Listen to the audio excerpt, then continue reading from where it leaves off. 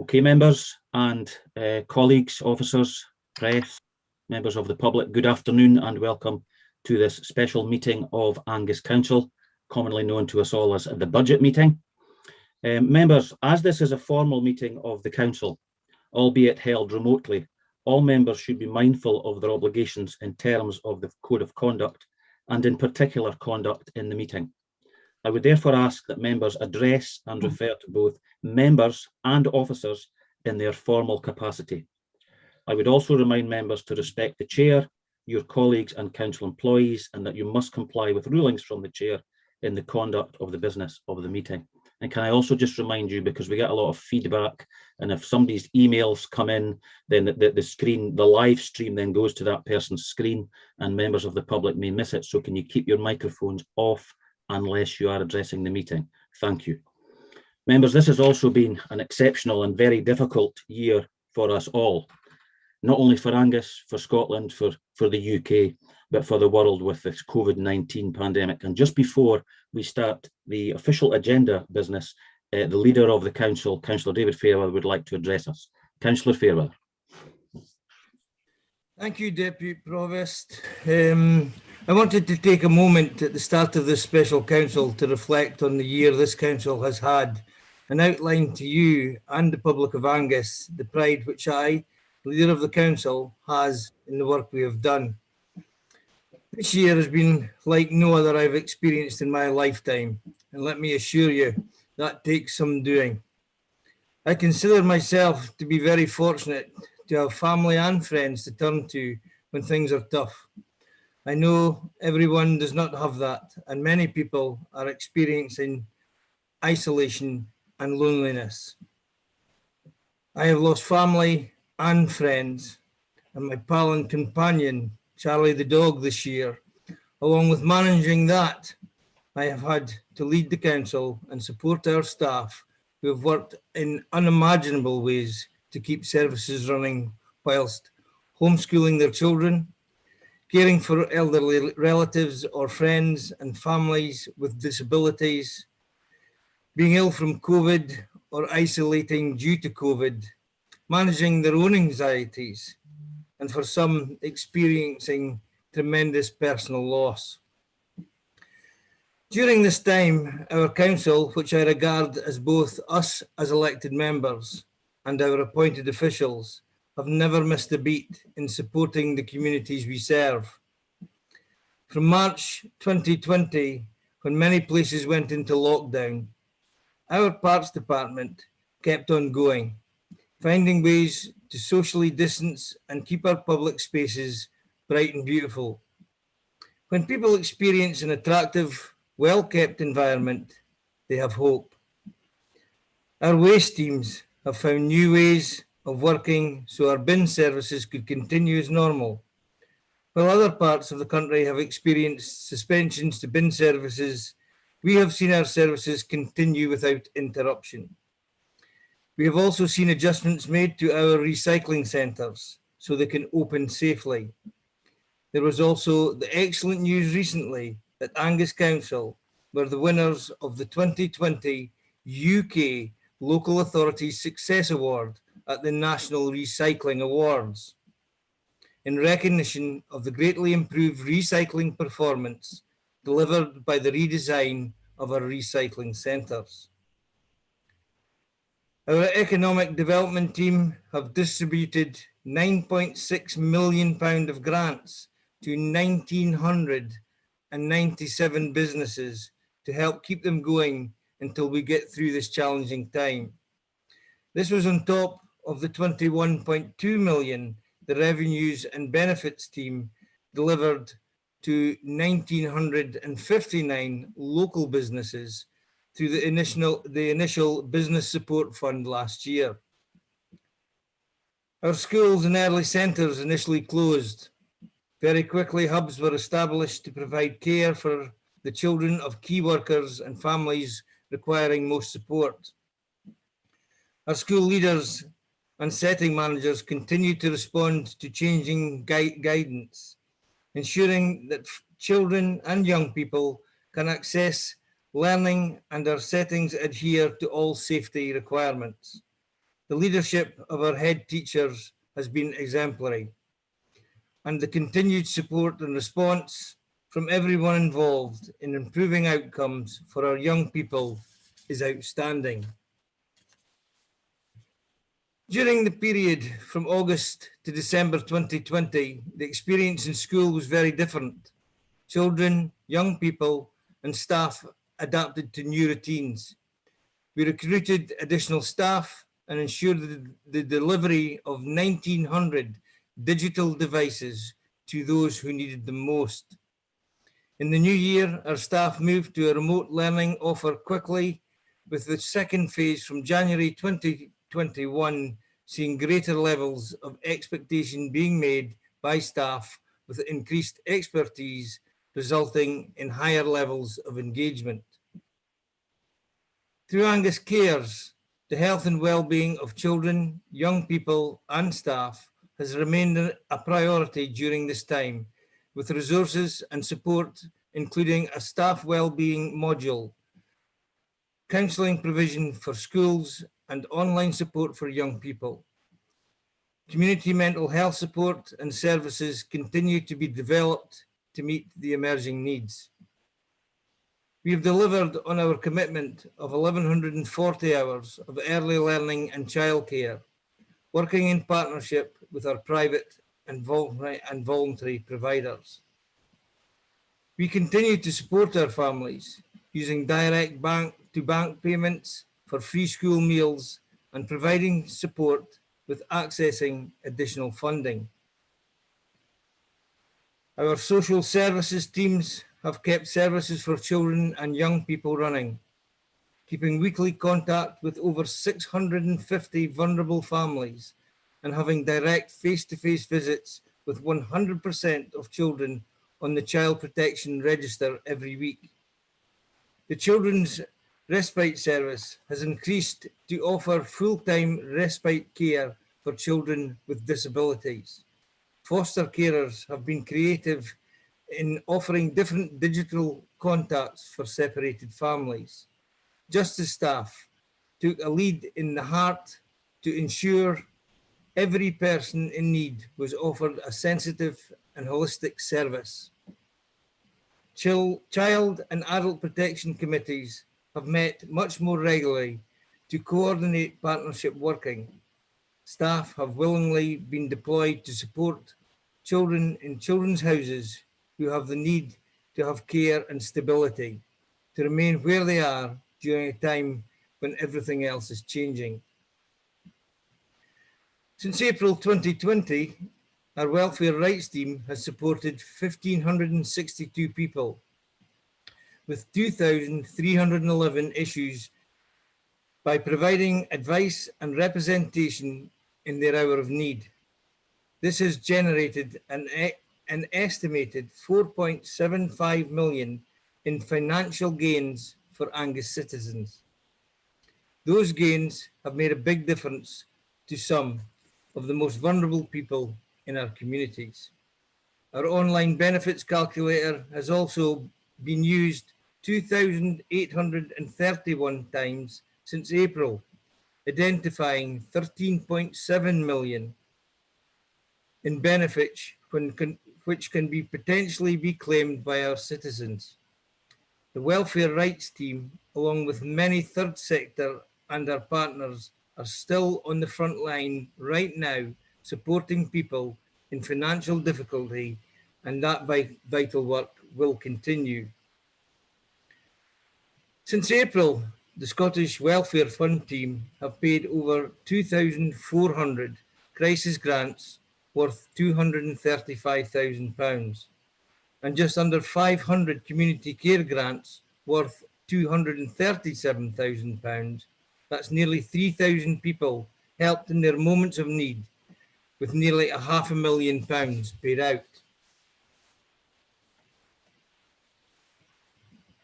Our health and social care partnership have led the logistics of the vaccination programme, and we were all privileged to hear from Gail Smith, Rona Guild and Dr. Scott Jamieson on its implementation very recently. No team or staff member has been unaffected by the pandemic, and they will all have worked exceptionally hard to support our provision of vital public services to Angus citizens. Our contact centre has supported people throughout with over 90,000 contacts since March 2020, with members of the public in the form of calls, emails, web chats. Our facilities and management teams have kept our mail services running and managed our PPE supplies. Our HR team has dealt with an incredible number of issues to keep our staff safe and well. Our IT team has performed minor miracles to get our staff and elected members connected and roll out technology we've relied on so much in the last 12 months. Our finance and payroll teams have ensured our suppliers and staff have been paid on time. Our business support employees have also supported frontline services to deliver effectively. Most recently, our infrastructure teams have dealt with the winter weather that threatened to disrupt the vaccination programme. All this work is coordinated through our resilience and response emergency and contingency planning arrangements. The importance of our planning and preparation for responding to emergency has never been more vital for us as a council and our partners. All our plans have been put into practice. The advice, guidance and support from the Risk, Resilience and Safety Service continues to be invaluable to us all, and especially and specifically through the work of the Council Emergency Centre. I must also commend our safety team and environmental mental health team, who continue to work relentlessly to ensure all of the COVID guidance is assessed and implemented. Their support in ensuring risk assessments and COVID compliance is achieved is vital for the health, safety and well-being of our staff and our customers. Our work with partners has been outstanding and second to none. We cannot work in isolation, and our well-established relationships to the Resilience Multi-Agency Partnership for the whole of Tayside, which is chaired by Margot Williamson, our Chief Executive, cannot be underestimated. Our neighbouring local authorities, health, emergency services and supporting organisations continue to play an integral part on the ongoing response to COVID. I must also make mention of the third sector. Their role at local level in supporting our citizens most in need has been exceptional, and they continue to be at the heart of our response. Over and above all this, we have maintained much of service continuity for our citizens. Our staff have shown amazing resilience and adaptability since the start of the pandemic, responding to new guidance and requirements from government, sometimes on a weekly basis. And of course, the pandemic is not over yet. The same determination, resilience and dependability from all our staff will, hopefully soon, help see off this awful virus and ensure the council plays its part in the recovery and renewal of our communities and economy. I want to finish today by saying thank you to all our staff. Every day throughout this pandemic, you have brought your best self to work on behalf of this council. And as leader of this council, please accept my sincere thanks. And I'm sure that goes for all the elected members that are listening here today. Thank you, Deputy Provost. Thank you very much, Councillor Fairweather. Yes, it's just gratifying to see the work that has been done and the range of services that this council provides and the hard work that the staff do. But I think it would be remiss of me not to ask if any other member also wishes to pass on their thanks. We don't want to be too long because we've got quite a big agenda. Does anyone else want to make a comment? Councillor Bell. Thank you, Deputy Provost. I was going to actually tag on my thanks and my endorsement of Councillor Fairweather's remarks when I made my declarations of interest. I'm very proudly a member of Angus Health and Social Care Partnership on the Board of Voluntary Action at Angus. So I very much endorse everything that's been said and would like to chuck in my own huge gratitude and just confidence in the services that we provide and the staff who are providing them at the front line, and my kindest regards to everyone for all their hard work. Okay, thank you, Councillor Bell. No one else has got their hand up. Okay, thank you very much. Okay, members, we'll now start the business officially. Mr. McCaskill, are there any apologies for absence, please? Yes, there is apologies from the Provost. Thank you very much. Are there any declarations of interest? Okay, Councillor Wan, your hand was first.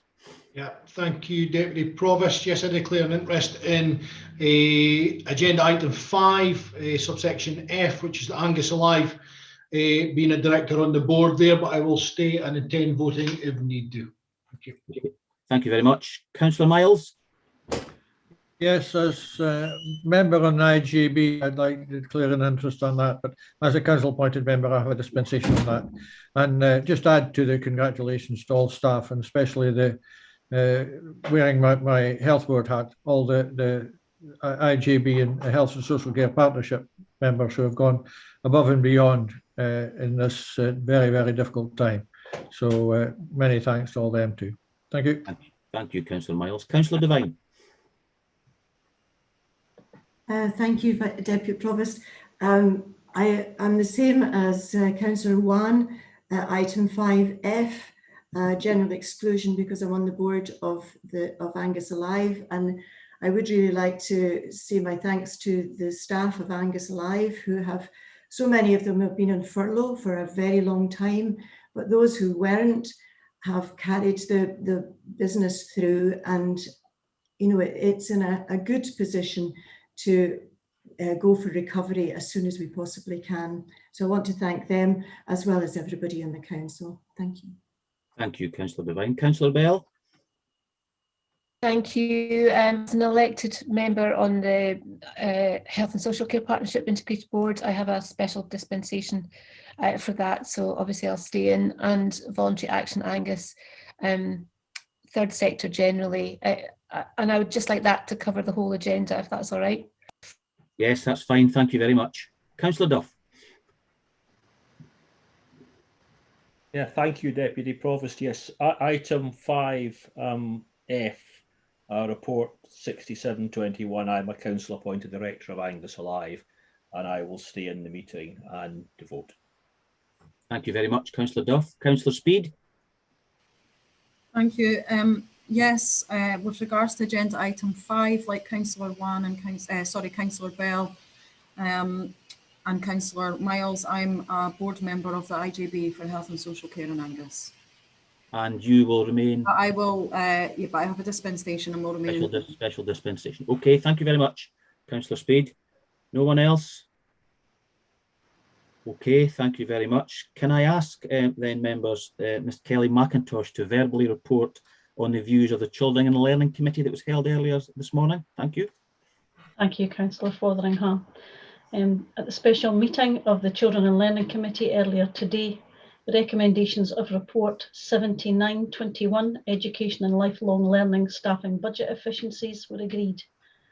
Comments from an EIS representative noted the extent of staffing budget efficiencies to date and emphasised that whilst Angus Council referred to budget efficiencies, any savings to staff budgets constitute a reduction, or as he said, a cut in teacher numbers. Thank you. Thank you very much, Mr McIntosh. Mrs Forsyth, could you update members today on the meeting of the Central Consultative Committee held earlier today, please? Thank you. Yes, thank you, Deputy Provost. As you've indicated, the Central Consultative Committee met earlier today and considered the Council Plan, the Finance and Change Plan and the Workforce Plan, along with report numbers 6821 and 7021 on the provisional revenue budget for 2021-2022. Unison paid tribute to council staff for their work during the past 12 months and commended those who had risen to and continue to rise to the challenges, whether working on the front line or from home, and to those staff who continue to deliver services on behalf of the local authority. Unison stated that staff deserve to be rewarded for their continued efforts, and the current public sector pay policy proposal was wholly inadequate in the view of Unison. Having considered the papers presented, Unison referred to the effect of the underfunding from the Scottish Government and advised that a better funding settlement for local authorities must be a priority now and in the future. Unison recognised some of the initiatives detailed within the Finance and Change Plan, but highlighted some concerns, in particular the ongoing move to digital working and the effect of this on some of our communities and staff, and also the review of the longer term effect of agile working. Unison also highlighted that as reviews of work styles were undertaken, it was essential to consider what was best for workers and the communities they serve, not just an opportunity to make budget cuts, all of which would have an effect on the health and well-being of staff. Unison also referred to the review of conditions of service and the potential of further service reviews and the impact of these proposals on staff. Unison urged the Council to work with trade unions to fight the cuts and encouraged elected members to engage with them to support their Plug the Gap local government campaign. Unison looked forward to working with the Council and elected members in campaigning on local government finance and a fair reward for all workers. Unison also referred to the Feely report and welcomed the support for a national care service and indicated that they looked forward to working with the Council to deliver fair work standards for all staff delivering social care in Angus. Unite and GMB representatives stressed the importance of ensuring the consolidation of the living wage within the Council's pay structure, and an assurance was given that this work was currently underway and that trade unions would be formally consulted regarding the proposals. Thank you. Thank you very much, Mrs. Forsyth. Now, members, you'll have been made aware earlier today that there's to be three actually, verbal updates to certain reports contained within your papers. So the first one, I'm going to ask if Mr. Ball can update us regarding the appendix to report 62/21. Thank you, Mr. Ball. Thanks, Deputy Provost. It has been drawn to my attention that there are unfortunately 3 errors contained within the appendix to my report, which is, as you said, number 62/21, entitled The Review of Charges Within the Community Service. On page 154, the charge, which is entitled Cremation Casket Interment at 4 feet out with Angus, reads £453.20, but should read £454. On page 157, the daily hire fee for events where anticipated numbers attending are higher than 100 reads £177, it should read £109.60. On page 161, road tanker fuel measuring, wet hose with 2 testing liquids, reads £40.50, but should read £318.60. Please accept my apologies for these errors, Chair. No, that's all right, Mr. Ball. I mean, we've got several hundred papers and reports in front of us, and you know, it's inevitable that there'll be small errors. No, thank you very much for your update. Now, the next one, Mr. Coughlin, can you update members, please, on the appendix to report 63/21? Thank you. Thank you, Deputy Provost. Again, it's come to our attention that there have been errors contained in that report.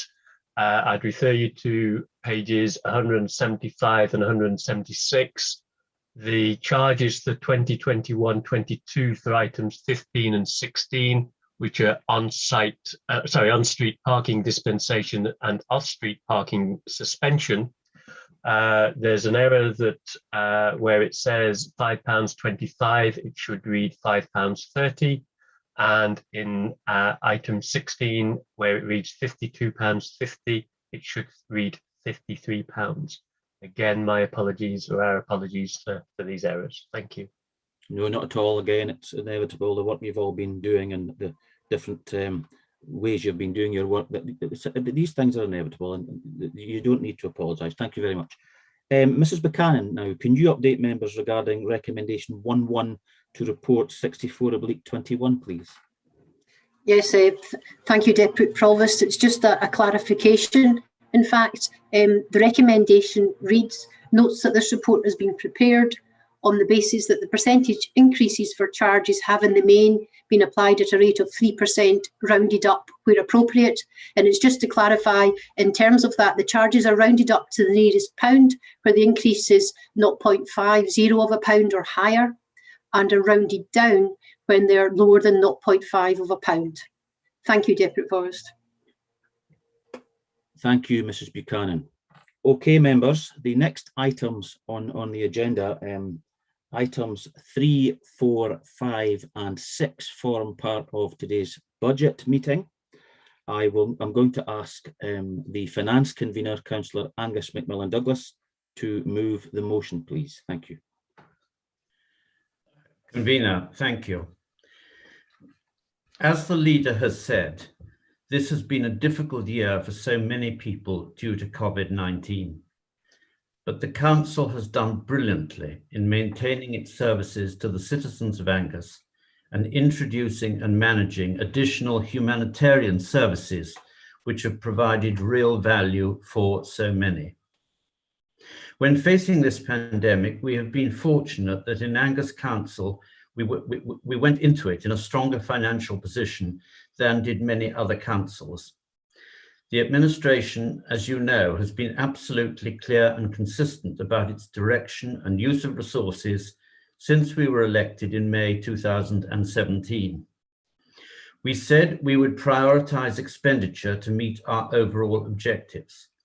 We diligently and deliberately set out to challenge expenditure where it looked unnecessary or expensive.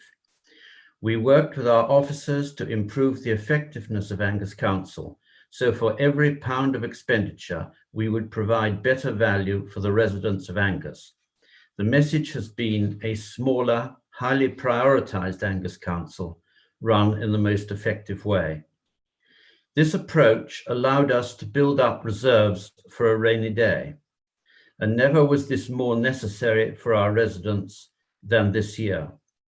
A year when many needed to turn to us for support, and one when we needed to be fleet of foot in changing service delivery and distributing much needed funds. The management of COVID has added greatly to our costs. For example, teaching partly at home via the internet, social distancing in schools and in buses, and constant cleaning of premises have added to education costs. Angus Health and Social Care Partnership has had to manage substantial cost increases, in part due to having to fund care at home. There have been cost increases across the repair of roads and the collection of refuse. And Angus Alive, with more than half its income coming normally from customers paying for use of swimming pools, gyms and theatres, has had a large gap in its income caused by lockdowns and has been saved by the UK furlough system. Added to this, the rightful preoccupation with managing COVID has meant taking senior staff off finding more efficiency savings. So our savings and transformation programme, the change programme, which has been exceptionally successful in recent years, has not managed to generate the savings envisaged this time last year. So the fact that Angus Council has managed over the last 4 years to improve our efficiency while protecting frontline services has helped us hugely in managing this pandemic. We have also been fortunate in being part of a strong British economy. Since March last year, the UK government has paid to people living in Scotland some £20 billion.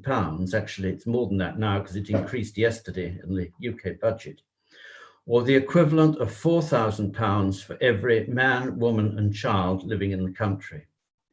It is inconceivable that we would have been able to balance our Angus budget today if this massive payment had not been made to the Scottish Government and to people living in Scotland. allowing the Scottish Government and these payments have allowed Angus, the Scottish Government to fund Angus Council, and the furlough payments have kept Angus Alive solvent and have kept other citizens able to pay their council taxes. I know this is a painful truth for some people, but deep down, I think most people realize it is the truth. But given this massive payment to the Scottish Government, it is disappointing that they have not felt able to properly fund local authorities, not just Angus, across Scotland. The Scottish Government's total budget for 2021-22 has risen by 9% to 44 billion. But the Finance Minister has only passed on 11 billion in revenue funding to local authorities to deal with their local budget pressures, a 0.9% increase against the 9% increase they received. So local authorities will be nearly 400 million short of Scottish Government funding for the year 2021-22. That is bad enough, but in Angus Council's case, we are funded at a level of around £61 per head short of the Scottish average. If we were only funded at the Scottish average level, we would be receiving an extra £7 million for this next year. 7 million more for our roads, our gritting, our local services. This consistent funding of the people of Angus is very disappointing, to say the very least. Now, I want to come to the council plan because clearly a budget is only there to help an organisation achieve its objectives. So the council plan sets the objectives. And coming to objective 1, it is to make Angus a go-to place for business. We consider this vital because employment opportunities can only be provided and poverty can only be averted within a prosperous economy. We have achieved much, and we still have much to achieve. For example, we have encouraged some major enterprises into Angus, Green Power Wind off our coast with Seagreen, and are supporting their connection to the national grid at Teeling. Montrose Port has expanded significantly recently and is now well placed to provide operations and maintenance space for offshore wind. This will bring extra jobs onshore and offshore, as well as providing many opportunities for other businesses in the supply chain. Crown Estate Scotland has recently purchased the former airfield site in Montrose, and we are working with them to support their big ambitions to develop that fantastic site. Exciting new projects like the drone project will help to make this development world-leading in clean growth for business. We have recently seen the installation of electric charging points on Angus Council land at Orchard Bank in Forfar, and this new service area is greatly enhancing the offering for business travellers and locals alike, situated as it is just off the A90. We are also working closely with 2 other major businesses who have an interest in Orchard Bank Business Park. In Brecon, we are exploring the further development of the business park, and initial concepts are being drawn up for a low carbon distribution hub, again facilitating clean growth and supporting the development of clean transport corridors. We have worked hard with neighbouring local authorities and businesses to get the Tay Cities deal signed. This is achieved and will bring investment of £300 million from the UK and Scottish governments over a 10-year period, and will incentivise an additional £400 million from the private sector. There is a special Angus fund of £26.5 million, which is focused on clean energy like hydrogen and the most advanced agricultural developments.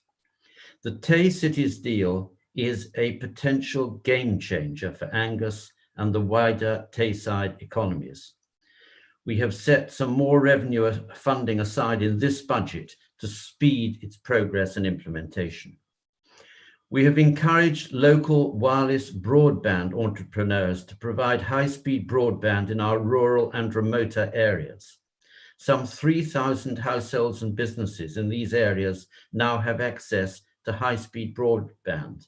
This is a huge step forward over a 3-year period. Angus Council now has money from the UK government to further speed progress, and we are working on that.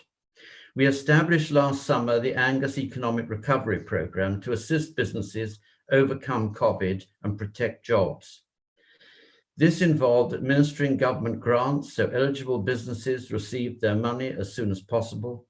As the leader said earlier, Angus Council staff transferred from other duties to achieve this, and they have done a brilliant job. We have also worked with officers to divide council investment into small packages, so more local contractors and local employees have the opportunity to carry out the council's housing and other capital projects.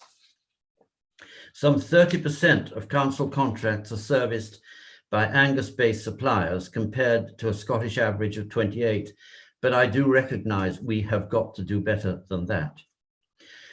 Objective 2, we want to maximise inclusion and reduce inequalities. COVID has made progress on this objective particularly difficult to achieve. The closure of schools for lengthy periods of time and reliance on blended teaching has made it difficult to reduce inequalities. But our teaching staff have worked exceptionally hard to adapt to the changing rules. As part of our interim September budget and our budget today, we have taken a number of steps to help the position. We have recruited more teachers. We have acquired additional IT equipment to facilitate home education. And we have increased the budget for our chief social work officers team. So funding for children with disabilities is better resourced, and 4 additional permanent social worker posts are financed. A permanent investment of over £600,000 in the Children, Families and Justice budget is proposed in this year's budget. Both directors and their staff are to be congratulated with managing so well what has been a huge upset to our schools and young people, and a huge task to protect the safety of pupils, teachers, and other staff. Unlike some councils, we managed to introduce enhanced early learning childcare, the 1,140 hours, on time last summer, despite COVID. We continue to partner with some private businesses to ensure we have the right quality of provision in advance of Scottish Government targets. Finally, under this objective, we are able to announce as part of this budget that the Scottish Government and Scottish Futures Trust have agreed to our plans to redevelop Monifeith High School. This is necessary as the school is at full capacity and needs to expand to accommodate all the families who wish to move to this increasingly popular area of Angus and have their children educated at this high-performing school. We have allocated £50 million in our capital programme and longer-term financial plans to design this in a way that will revolutionise education for all those served by the Monifeith cluster of schools, and will provide a great asset for the town of Monifeith. To be strictly accurate, 2.6 million of the 50 million falls out with the 5-year planning period. But this is due to the expected phasing of the project, and that 2.6 million has been allowed for in our long-term affordability assessment. Objective 3 under our plan, we want our communities to be strong, resilient, and led by citizens. We are encouraging local leadership, and there are many examples of our communities taking on duties that were formerly carried out by the council. An inspiring example of this was the way local volunteers worked with Voluntary Action Angus and Angus Council to help vulnerable and shielding people during the COVID lockdowns. The establishment and management by officers of the HEART programme and support given by local volunteers, including community council members, shows our community at its best. And there are other examples. We regularly see winter maintenance being carried out by local citizens, and we plan to make available more facilities to help this, whilst at the same time investing in this budget so that Angus Council can maintain our winter services and clean our roads and gullies. We place environmental protection at the heart of our communities and the way we deliver services to citizens. Our commitment to recycling is a good example of this. Since we overturned the SNP policy of centralising waste collection and placed emphasis on local recycling centres, Angus has continually improved our recycling rates. Angus Council is now ranked number 2 in Scotland for recycling. But as you heard from the leader, that is not the end of it. We have also been awarded the UK Local Authority Success Award for recycling for the year 2020. There could not be a clearer example of Angus Council delivering the right policy and local citizens acting responsibly. So this combined effort of councillor decision makers, brilliant officer implementers, and responsible citizens produce the best environmental result. Incidentally, and quite close to my heart, it has also saved money for the council and council taxpayers. We have also made major improvements in reducing the council's contribution to climate change. Since 2013, we have halved our CO2 emissions. Since 2018, we have increased LED lighting from 68% to 90% of our street lights. Also, 60% of all our council buildings now have LED lighting. In this year, admittedly very affected by COVID, we have reduced our energy use by some 17%. Most importantly, officers are carrying out a strategic review to identify the next stage in our Sustainable Energy and Climate Action Plan. This will come to Council in May or June. As with any competent management, we need to identify the next steps to take before we commit officers' time and spend money on any particular proposals. We do, however, have £450,000 set aside to implement measures as a start once they are agreed. Our fourth objective, we want Angus Council to continually improve its efficiency and effectiveness. Over the last 4 years, our change programme and wider budget strategy has bridged a cumulative funding gap of nearly £40 million. This is equal to some 13% of the Council's present revenue budget of £288 million a year. I should have said that is the net revenue budget. When you consider that nearly 50% of our costs are incurred in education and children's services, from which it is difficult to make savings for extremely understandable reasons that a number of us have heard in some detail already today, this is a stunning achievement. And perhaps even more stunning, it has been achieved whilst protecting the most vital services for our citizens. Our administration and officers must take credit for this. We were told this would be impossible to achieve, but we have achieved it. This efficiency improvement has allowed our council to manage the challenges presented by COVID much better than would otherwise have been the case. We had intended to concentrate in the year which is just ending on demand management, ensuring that the right service reaches the right citizen in the most useful and cost-effective way. However, COVID required us to take staff off this project to manage the human and logistical challenges that the pandemic caused, quite rightly so too. We hope as the pandemic eases, hopefully eases through this upcoming year, due to the miraculous advances made in developing vaccines, that we shall be able to return to the demand management project. We intend to work with our partners, other councils, Tayside Contracts, other providers, Angus Alive, the IJB, the police and fire services to reduce duplication and achieve our objective. Let me come to the main numerical features of the budget. The nominal value of funding of Angus Council by the Scottish Government for 2021-22, the upcoming year, is £226.925 million.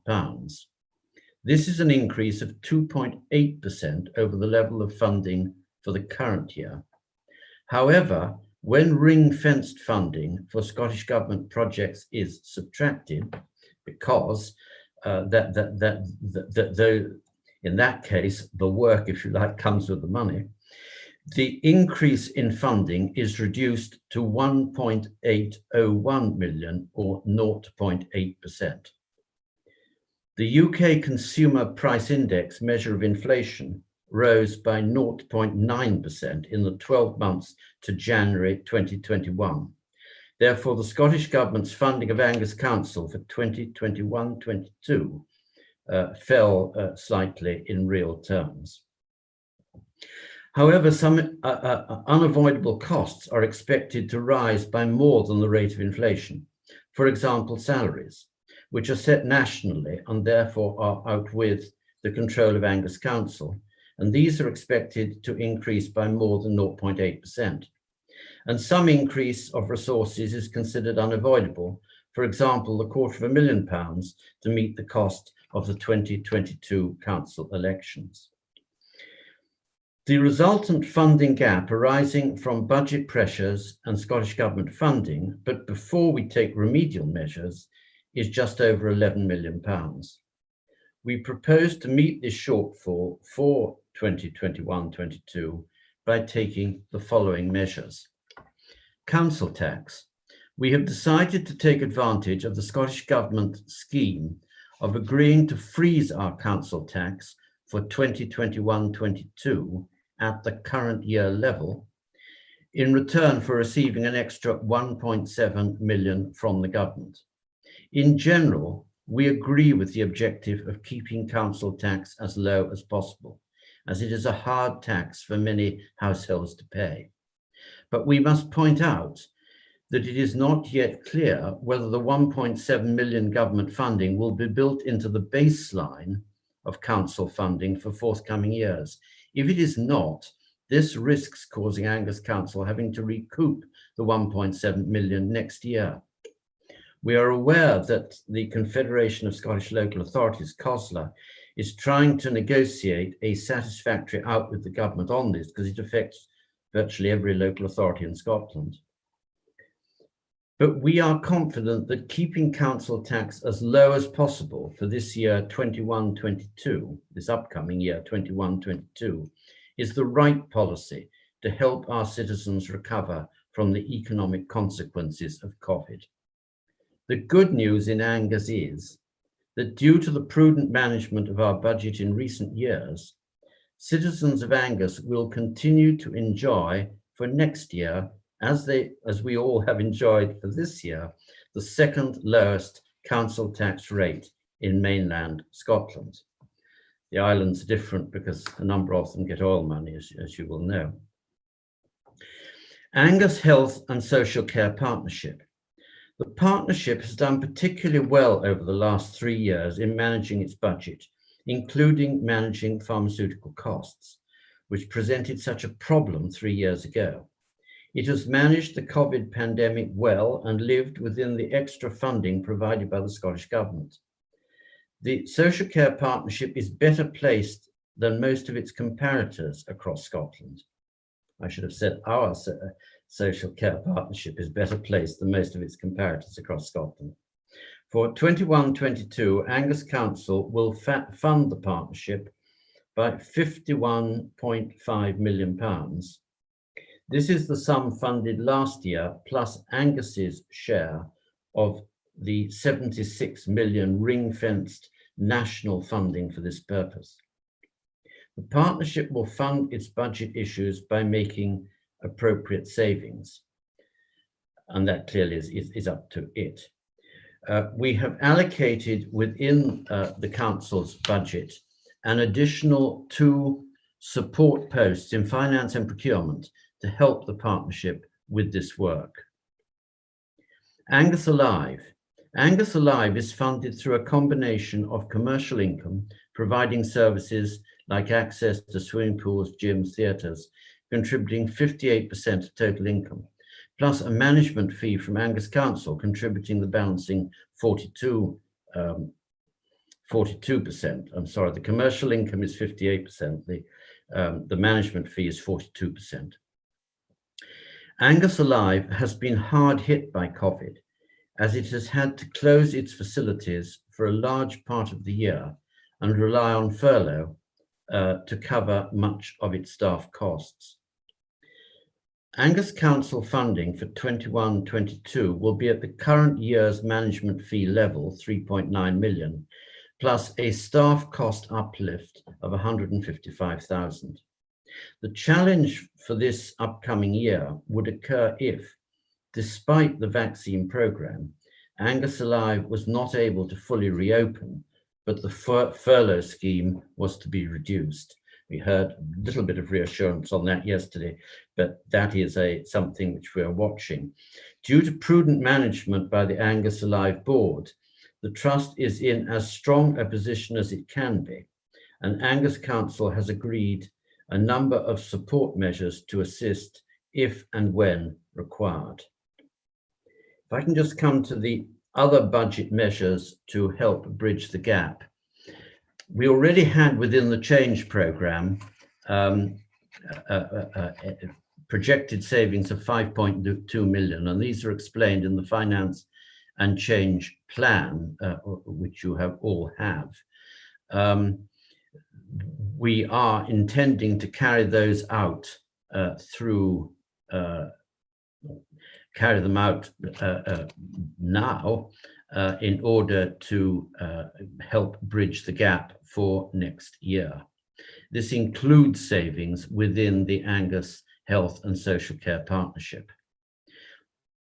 Review of charges, as I think Mrs. Buchanan said, charges in the main will go up by 3%. There is a bit of rounding at the margin, if it with just a few pence one way or the other, but broadly they're going up by 3%, and that is expected to bring in about £60,000 extra income. A very important exception to this, the green bin charge is frozen, as I announced in last year's budget. And then increased council tax yield. This is the increased council tax coming in from more people paying it. The equivalent of some 350 new houses expected to raise about £450,000 of extra income. The more attractive we make Angus to live in, the more this will rise, bringing broader prosperity to our county. This leaves us with a funding gap of £3 million for next year. We intend to fund the total of this shortfall from our uncommitted reserves. These are all reserves built up during the life of this administration. They were built up in the case of a rainy day. The pandemic has given us all a rainy year, so we feel justified in using the money in this way. And if that allows work to go ahead, services to be improved, and people to stay in jobs, that is a good thing for the general recovery, which hopefully will start to come through this next year. After this £3 million, we will have remaining uncommitted reserves of 0.9 million and our general fund contingency of 4.7 million. For the exact figure there, I will have to come back to you because I've mistyped this, but it's the general fund contingency is 4.7 million or very close to that figure. So we still have we still have reserves because we've been careful in building these up. I would ask at this stage if officers would like to distribute the motion papers, if the officers concerned would like to do that. Well, I come on to the service improvements and investments that we are able to make in this budget. The approach to our overall financing allows us to continue to invest in improving services for our citizens and achieving our objectives that we've been through earlier. It also allows us to continue to invest in our Angus Economic Recovery Programme. So we continue to do what we can, and local authorities can only do so much, continue to do what we can to preserve employment endangered by the lockdowns. The following are some of the service improvements and investments that we are committing to in this budget. Investing in this academic year in our teaching workforce by retaining 30 of our probationer teachers to support our young people at this difficult time. Secondly, making permanent the 4 full-time equivalent temporary social work posts that we introduced in response to COVID. In doing so, we improve the capacity of our frontline social work teams to support children and their families. Thirdly, expand our children with disabilities team to encourage more families, to enable more families to access the specialist knowledge and skills of this team, rather than having their needs met by a generic service. This investment will also improve the resilience of the team and introduce a dedicated leadership post to enhance professional oversight and development of services. Fourth, the introduction of 3 senior practitioners and other support roles to deliver a range of policy developments and improve the quality and oversight of practice across Children, Family and Justice Directorate. We are proud to make such a substantial investment in our core children and families social work provision. This reflects, amongst other things, our commitment as corporate parents to take local action to keep the promise to those with care experience. Very important, and we're very pleased to be able to do that this year. 5, while the Food and Fun holiday project has not happened due to COVID, the money will be rolled over into next year to be used as originally intended. 6, hiring of 2 full-time equivalents to support the Tay Cities deal implementation phase, which I mentioned earlier. 7, using early Tay Cities capital to invest in hospital fields in our Arbroath, to allow that beautiful house and organisation to expand and improve its art education provision. 8, using UK government investment to further improve rural broadband beyond the 3,000 customers in remote areas that have received it over the last 3 years. 9, hiring of 2 full-time equivalents to help deliver the required savings in the Angus Health and Social Care Partnership and to support Angus Alive with future savings. 10, keeping car parking free in Angus. As we recover from COVID, our economic recovery programme is clear that we must do all we can to help our economy recover, with the beneficial effect this will have on jobs and living standards. Therefore, we intend to keep car parking free until at least the summer of 2022. We shall fund this out of reserves whilst the economy is still so fragile. And we intend to continue this through the budget coming before Council this time next year.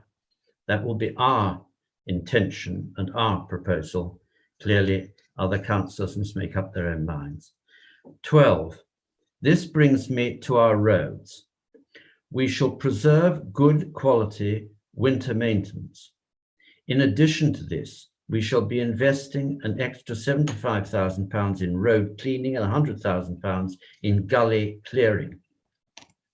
Winter maintenance has been a hot topic. Sorry, I must have felt like a joke at that point. Winter maintenance has been a hot topic of discussion in the last few months. Last week's Communities Committee agreed that the Road Safety Member Officer Group would carry out a review of Angus Council's existing winter maintenance policy.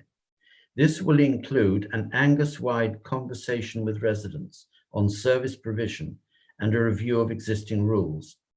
The review outcomes will come in a report to the Communities Committee in late summer this year for consideration. And I'm very happy as Finance Convener to give a commitment today to consider an improved funding package if required once full details of the review and the conversation are published. Angus, as we know, has one of the highest ratios of road miles to taxpayer in Scotland. This causes a continuing challenge to our ability to repair the roads adequately. Over the next 5 years, Angus Council intends to commit nearly £40 million, looking at the capital programme, on roads, footpaths and bridges. As we will all have seen, road maintenance was reduced this summer, largely due to COVID safety measures, which didn't allow Tayside contracts to do the work. For next year, we are allocating an additional £1 million to help with this maintenance. This brings me to an important point that I touched on earlier. We as a council and the people of Angus have been damaged over many years by the fact that our funding by the Scottish Government is around, at present, £61 per head less than the average for Scottish councils as a whole. This amounts to £7 million lost per year in funding for Angus Council. This seems very unfair for the people of Angus. If we received this money, we could spend more on roads and other services. Let me just touch on the capital plan. You will see that there is 121 million total planned capital investment in Angus over the next 5 years. The key or largest, I should say, elements of this are the schools programme, largely at Monifeith High School, also roads, footpaths, bridges and street lighting. And there is also some capital for the Tay Cities deal, including the tremendously inspiring work really going on in Montrose that can make such a difference to our county. The details of the capital programme are, of course, in the papers. I therefore would like to move to my summary and to move the motion.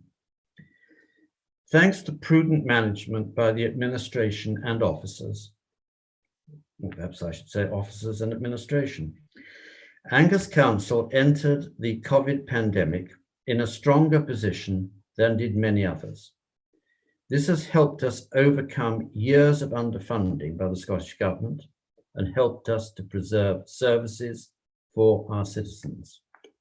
The theme of this budget is to look forward and help the people of Angus to recover from COVID and build for the future. To do this, we are keeping our council tax as the second lowest in mainland Scotland. We are keeping our council house rents low.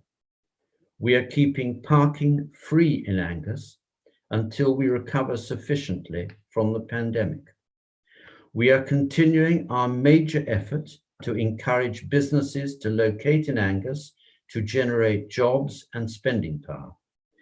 We are continuing to encourage the provision of high-speed broadband in rural as well as urban areas. We are continuing to encourage the best education for our young people and are strengthening our social care team in part because of the stresses to young people that lockdown has caused. And as far as we can afford to do so, we are investing further in our 1,300 miles of roads, which are the social and business arteries of our county. Convener, I'm very pleased to move the motion. Thank you very much, Councillor Macmillan Douglas, and not a mute button in sight. Do you have a seconder? I do. Councillor Salmond, if he's not on mute. I'm off mute, I hope. Thank you, Deputy Provost. I'm delighted to second Councillor Macmillan Douglas. I'd like to congratulate and fully support him on a budget which will invest in the Angus economy, its residents and infrastructure. The investment we are making in this budget will strengthen the County of Angus now and in the future and create a sound financial footing this year and in future years. As Convener of Communities, I'm going to focus on my area of responsibility and address some of the differences between both published budgets. Firstly, road safety. The Road Safety Member Officer Group has worked extremely well in a constructive and proactive way, and its members know we have a large body of projects and service reviews to carry out in the next 12 months. There is a large pipeline of future projects already identified with funding attached and external funding pots to bid into.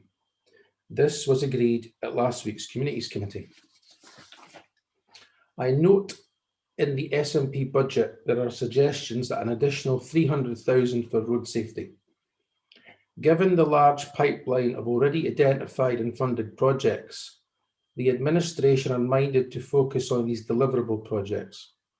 We will of course consider positively any requests that the Director of Infrastructure may wish to bring to committee over the next 12 months. I am delighted that the administration and SNP have both agreed the 175,000 funding to improve front of kerb sweeping, along with the addition of an extra gully cleaning vehicle. This will reduce the risk and impacts of flooding and help to make our roads safer. This investment ties well into the work of the Road Safety Mog. Now move on to winter maintenance. As colleagues will know, last week's Communities Committee agreed that a review of Angus Council's winter maintenance policy should be carried out by the Road Safety Mog. As the Finance Convener has highlighted, this will involve an Angus-wide community engagement strategy and result in a committee report with options for members' consideration. I am delighted to hear today from the Finance Convener that extra funding will be considered once the findings of the review are published. I again note that the SNP budget is proposing £50,000 to purchase 25 snowplows to give to local farmers. It concerns me that this proposal is prejudging the results of the agreed review and rather putting the cart before the horse. I only have two words to say about this suggestion. Grip bins. Grip bins was the biggest issue that I was contacted about during the recent cold snap, and I'm sure this will be a major part of the consideration in the review and the outcomes of the community engagement. Given the earlier financial commitment from the Finance Convener, I am going to politely decline supporting the SNP's snowplough proposal. I move on to the Arbroath Active Travel project. I'd like to address the SNP's budget proposal to withdraw funding for the Arbroath Active Travel project. I was totally shocked to read about the SNP proposal on Friday night in the budget papers. I had spent 2 hours in a member officer briefing on this project earlier that afternoon. This briefing was given by the consultants employed by Angus Council to design and deliver this project, and SNP councillors present played a positive and constructive role in engaging with the consultants and council officers in suggesting possible changes and improvements. They did this in the full knowledge that their budget released later that night was going to scrap the project. In all my years as a councillor, I have never seen such a collective display of utter disrespect towards council officers and external consultants. This project is being funded by the Scottish Government to the tune of £9 million. I now have real concerns about Sustrans ever funding any Angus Council project again after this SNP stunt. This project was agreed in last year's budget and fully supported by the SNP. The February 20 budget report clearly states, once agreed, the Council is committed to delivering the project or there will be financial liabilities to the Council. I would therefore expect Councillor Duff to outline in his speech today how he intends to fund these financial liabilities. Many of Angus Council's future active travel projects were to be funded by Sustrans. What trust can Sustrans now have in this Council to deliver on our commitments when the Angus SNP want to veto projects which the Council has signed a legal agreement to deliver? I'll say no more, as I'm sure my Arbroath colleagues will have a lot more to say on this subject. I'd like to end on a positive note and thank my fellow administration colleagues for agreeing to inject a further £1 million into pothole repairs and roads maintenance. I know this will be welcome news for Angus drivers. We all know that this is one of the biggest discussion points currently in Angus, and we can all see for ourselves how this winter's weather has caused major pothole issues all over Angus. Adding this extra £1 million will mean a total of £7.3 million spent on Angus roads in the next 12 months. Of course, much more money is needed, and we'll have to plan for that. But long-term improvements to our roads and pavements, this supports active travel and all categories of vehicles that use the County of Angus's adopted roads. Though we are making more money available today, another part of the equation is how it's spent. We must also work with our roads contractors to ensure we are obtaining best value and the best quality of work possible. Council budgets are a scarce resource, and social media is a powerful tool for our residents to highlight areas of improvement in roads repairs. Improved inspection and quality control is something that Councillor Stewart and myself have raised with the Director of Infrastructure as a priority area for improvement when he and his team engages with our contractors. I second this budget today in the knowledge that it supports all areas of our communities: families, school children, drivers, health and social care, businesses, and much, much more. Please support the administration budget. Thank you. Thank you very much, Councillor Salmond. Members, agenda item number 7 is an alternative budget proposal by the SNP group on the council. Councillor Duff, I believe you're to present the amendment, the alternative budget, and I believe you'll ask Mrs. Forsyth at the appropriate time when you want your documentation circulated. Thank you very much, Councillor Duff. Yeah, thank you, Deputy Provost, and I'm quite happy to see my the SNP alternative budget circulated now to members. Once again, I'd like to thank those that participated in preparing this budget and the assistance I've been given. I think, as people have said already, this year in particular has been very difficult, not just because of COVID and everyone working from home, but we've all had to work in the dark, from the Scottish Government to local authorities, given that the Westminster Government budget only came out yesterday. Support from officers within Finance Directorate has, as ever, been very good, with the usual standards of impartiality, professionalism, and sound advice. Other officers have assisted on specific points. I should like to thank my fellow members of the Shadow Budget Group, Councillors Devine, Whiteside and Boyd. Councillor Boyd obviously was detached by the time an alternative SNP budget was prepared. A special thanks go to Stephen Mill and Jill Rennie, who provided close support to produce our SNP budget. And I should like to thank all members of the SNP group for helping to produce what is very much a collegiate budget. I note the remarks from the finance spokesperson on the budget, and I mean, some of what I have heard is the usual tedious nonsense harping about the Scottish government. I mean, I think it is a bit tedious looking at percentages. What I would suggest to members is you look at the support for local government in England and Wales, and you can see there that the Scottish government has treated local government much better than the Westminster government has treated councils in England and Wales. And I think that's a succinct answer to some of the special pleading from Councillor Macmillan Douglas. If I turn to things like the furlough scheme, most countries have operated something like that, irrespective of the size of the country. And, you know, our heads aren't zipped up the back, Councillor Macmillan Douglas. We know most of this money has been created by the Bank of England by a keystroke. It's not coming from some reserves that the UK government has, because unlike Angus Council, the UK government has a 2 trillion deficit.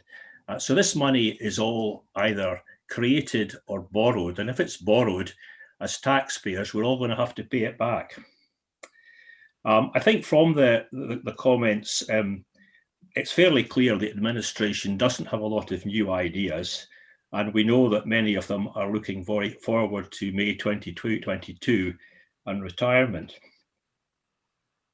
If I can turn to the revenue front, the council's position is much better than we had prepared for during the budget process. The sum from the Scottish Government of 227.738 million was significantly higher, I think 5 or 6 million higher than we had expected. And we also got an extra 1.727 million to avoid any increase in council tax, and that's equivalent to a 3% council tax increase. This is a welcome measure, as many of our council taxpayers may have been furloughed or placed in other financial challenges due to the impact of the COVID-19 pandemic. This is indeed welcome assistance from the SNP Scottish Government. Our alternative budget is therefore proposing no increase in council tax. We are fortunate in Angus that our council finances have been looked after carefully by Mr. Lorimer and his predecessors. As a consequence, we have borrowings that are responsible and manageable and have some financial reserves. I would refer to the uncommitted reserves of 4.2 million, and we have COVID reserves of 2.1 million. For Angus Council, financial prudence has been a factor for many years and certainly did not start in 2017. Councillor King, I think my predecessor as finance spokesperson for the SNP, deserves a significant share of the credit for the current position. I'll turn to the SNP budget, and I will again reference one of Councillor King's comments that he made on more than one occasion at a budget, that the budget has to address needs, not wants. As can be seen from over a decade of public sector austerity, which started in the 2008 financial crash, Angus Council has significant financial challenges. We know that the Brexit disaster and the recovery from COVID-19 will be a further challenge to battered public sector finances. There is very little scope for nice-to-have projects or frivolous expenditure. We must more than ever focus on need, not want. If I can turn to a number of items, and I'm conscious that Councillor Macmillan Douglas has mentioned some of those, so I will where we are in agreement, I will not say an awful lot. We know that COVID-19 pandemic has had a huge impact on our citizens, especially on the most vulnerable.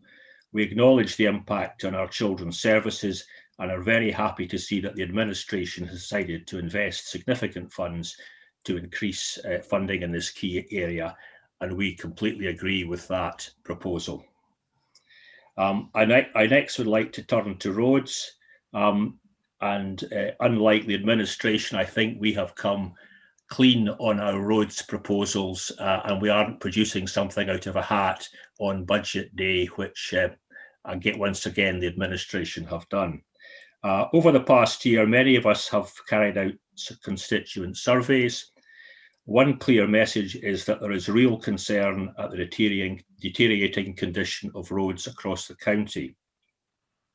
Now, I believe we have a very good roads department, who I've always found to be very responsive and helpful. However, good staff need the tools to do the job, and maintaining our road network for all road users, including pedestrians and cyclists, requires money. Otherwise, it will continue to deteriorate and make eventual repair more expensive. On top of this underinvestment, we must overlay the impact of climate change with more heavy rainfall and ensuing flooding. The council declared we have a climate emergency, and the SNP group thinks that these words demand action. Consequently, we're investing more in roads, both in our revenue budget and in our capital budget. We can't put this off. For us, this is a need, not a want. We are very happy to increase spending on winter maintenance by 91,000 to allow us to maintain the current level of cover. That's something where we agree with the administration. We do have some concerns about the allocation of this spending, but we are aware that this will be discussed in the Road Safety Member Officer Group. We are also happy to see parking charges paused for 2021-22. My understanding is this will have to come back at the next budget. This has been a long-running and disastrous saga for the current administration.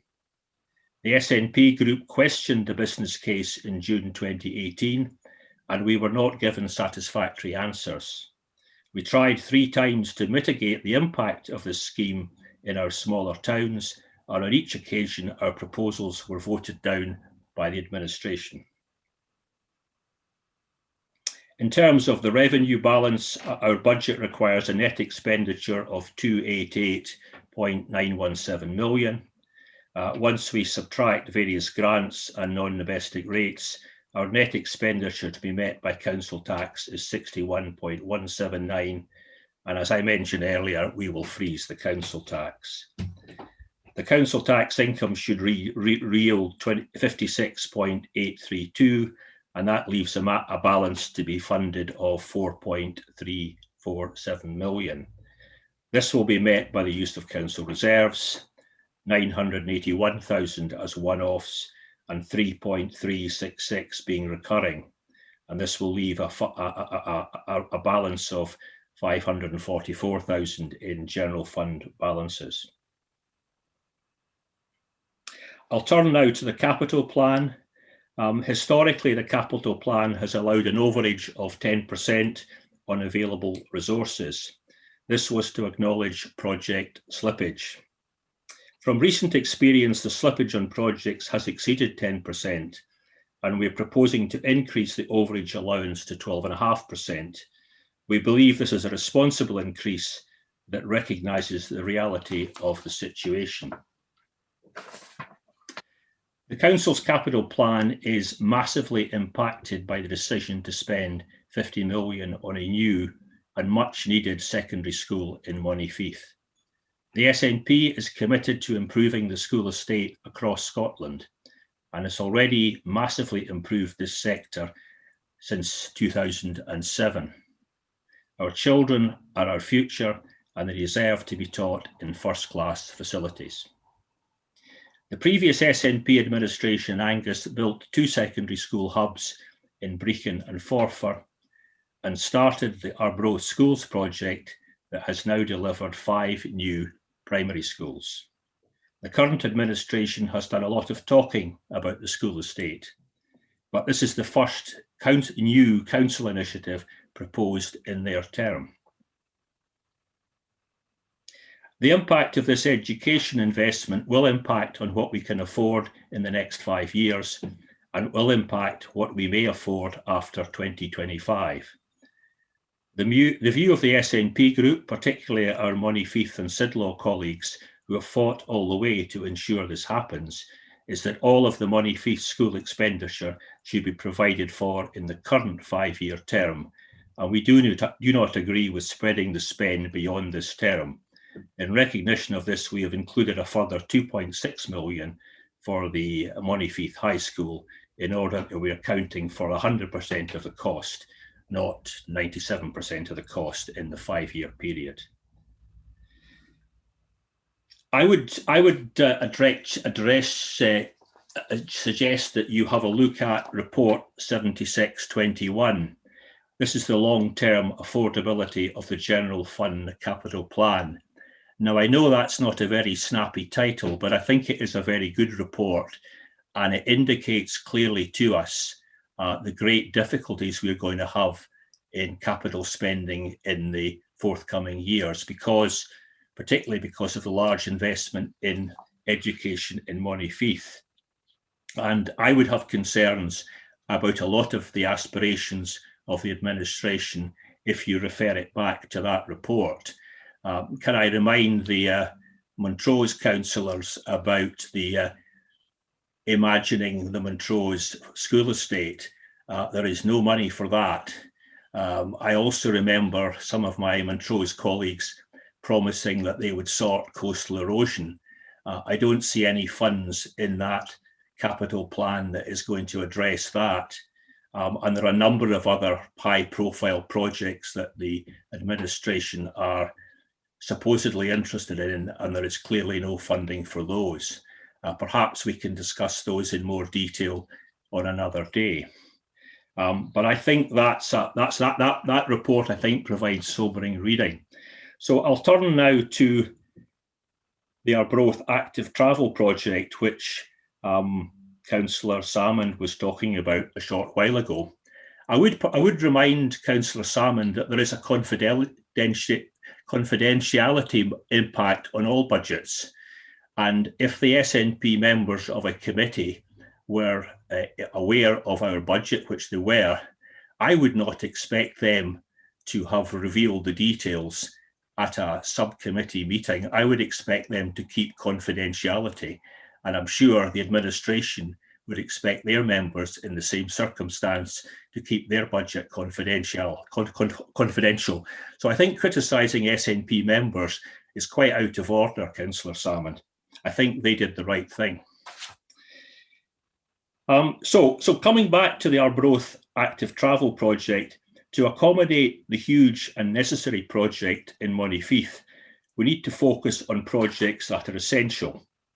There is no room for nice-to-haves. The Arbroath Active Travel Project is shown as a 1.8 million commitment for the Council in the capital plan. However, the total exposure to Council could be £4 million.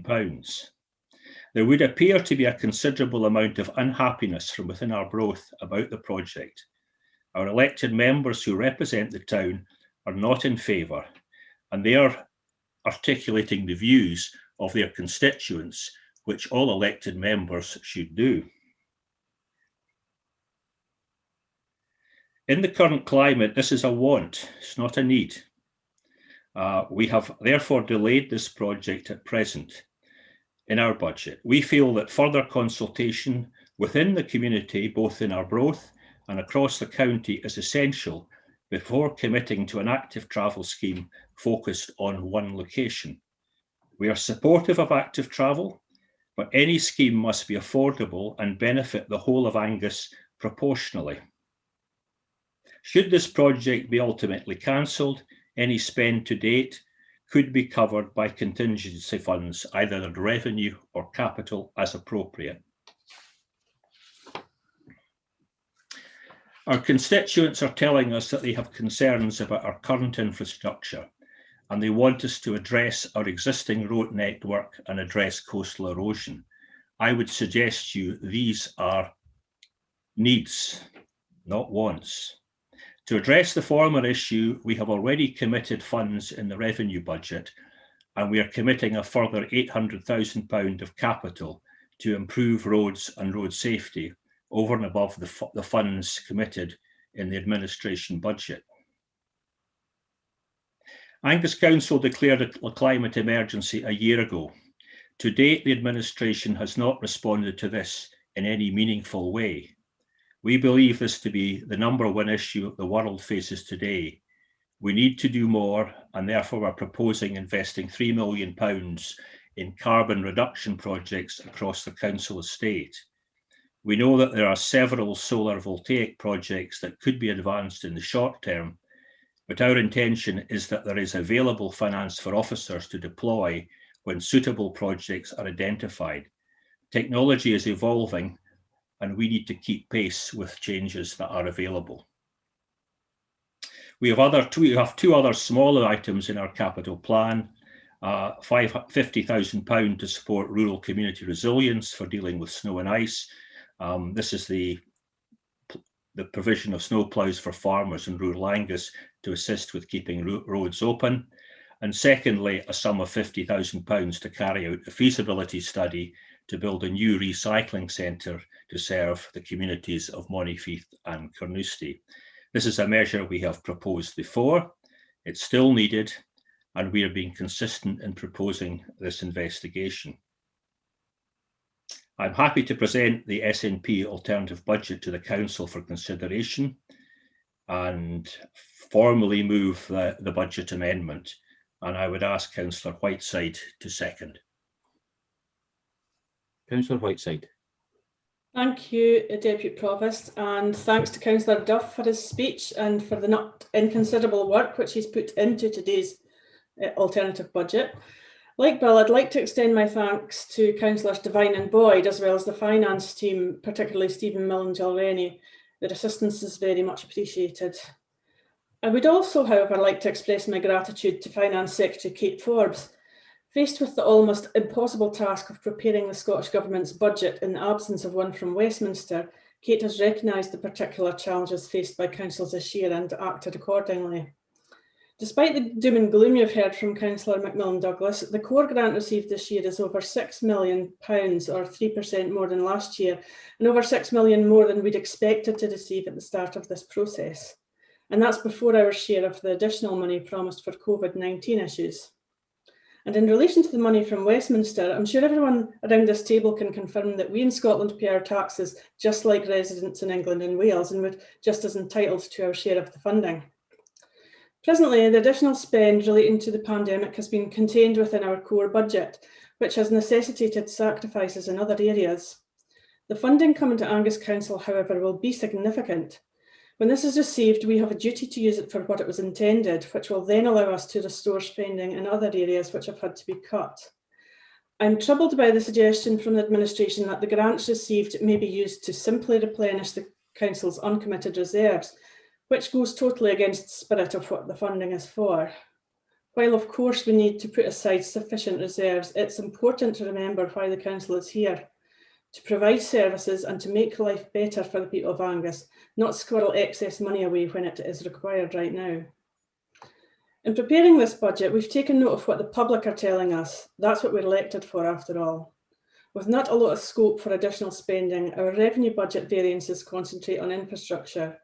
We've included additional spend on core road asset maintenance, road drainage, gully clearance and front of curb sweeping, as already mentioned. These are services that council taxpayers expect, and we can't afford to continue trimming the budgets in these areas. We're glad to know that, like ourselves, the administration have included an uplift to maintain winter maintenance provision. In the capital budget, our oversubscription of 12.5% recognises the historic underspend that's been taking place in the capital plan during the current term, and also the fact that capital investment in Angus is vital to stimulate the economy and generate employment. The headline project is, of course, the new high school in Monifieth. This is very much a welcome project and we wholeheartedly support it. Despite the Sidlow people, as well as Councillor Hans and myself, being bitterly disappointed last year at the breakdown of the South Angus school project talks, there's no doubt that the replacement of the Monifield school comes not before time. Our young people deserve modern, fit-for-purpose facilities, and that is precisely what this project will deliver. Again, we listened to the people of Angus and included significant capital funding for core roads maintenance. Potholes, anyone? Road safety, and included a sum of money for rural community resilience. When unusually severe weather hits us, those in rural communities are hit hard. The capacity of the council to deal with such events has been eroded over the years due to budget cuts stemming from Westminster austerity policies. We hope this fund can be used to increase our ability to deal with severe weather events by offering equipment such as snowplough attachments to enable farmers and some larger businesses to help deal with problems in their local areas. And I don't think any of them will be considering this putting the cart before the horse after the problems encountered this year. It's important for our council to recognise the severity of the climate change emergency and to act. To do this, we have to invest, which is why our budget includes such a significant sum for carbon reduction projects. This is not something that can be pushed further down the line. We need to act now. Regrettably, to enable the above spend, some projects will have to slip. Although very much in favour of active travel, we recognise that the condition of the whole of our road and path network has to be adequately maintained in order to facilitate this. We've also listened to the people of Arbroath and the local members. There are concerns that the huge Arbroath active travel project has been rushed through without the support of the local population and at the expense of smaller projects across the county. It seems prudent to delay this, not dismiss it entirely. It seems prudent to delay this in order to fully consult with the people it will affect and to ensure any major work undertaken is the right work in the right place. We propose delaying, not withdrawing. It's ironic that the council are pressing for this project actually without the buy-in from the local people after withdrawing from the school project in Sidlow last year, which had massive popularity in the area. Finally, we continue to strive for fairness and equity of service and include once again a sum for a feasibility study into a fit-for-purpose recycling facility in South Angus. I hope you will all fully consider our proposals. Thank you, Councillor Whiteside, and thank you, Councillor Duff. I didn't get the chance to thank you before Councillor Whiteside spoke. Members, there's been a comparison paper produced by our finance officers, which Mrs. Forsyth will circulate to you by email now, but I'm going to ask and suggest that we now have a 20-minute adjournment to consider both these budgets. Is that agreed? And Mr. Okay, thank you. Mr. McCaskill, I think, has already sent you out links for these adjournments, and we'll come back in 20 minutes. Thank you.